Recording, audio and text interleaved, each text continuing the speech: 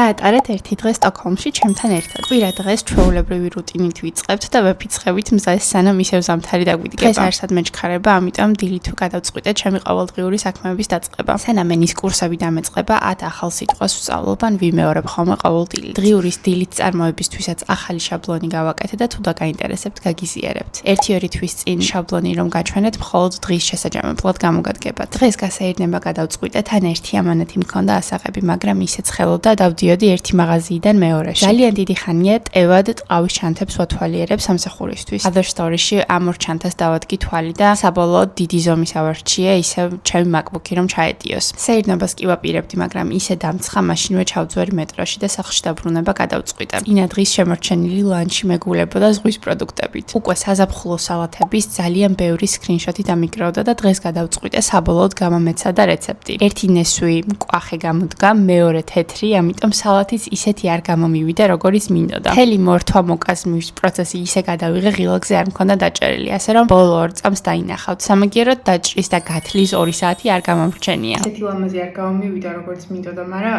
არა, ცუდი მართლა. ბოლო რამდენიმე დღეა ვირუსმა როგორც იქნა გადამიარა და ვაპირებდი საცურაოდ გასვლას. სანამ ისევ გაფუჭდება ამინდები, მაგრამ გუშინ დიდი შავი გველი შემხვდა სანაპიროსთან და ვერც დღეს გავუბედე ბანაობა. ასე რომ გავისეირნე და დავბრუნდი უკან. სპორტდარბაზში დავიწყე სიმძიმებით ვარჯიში და დღეს ვითომ დასვენების დღე უნდა მქონოდა, მაგრამ შემთხვევით ურთულესი იოგას ვიდეო ჩავრთე და 20 წუთის მერე რომ გავწყდი შუა ვიდეოში და დავვარდი, გამოვრთე და გაწევის 15 წუთიანი ვიდეო გავაკეთე. ამ შაბათს YouTube-ზე დიდი ვლოგი დაგიბრუნდებით, ასე რომ არ გამოგრჩეთ. კოცნით და გეხვავით.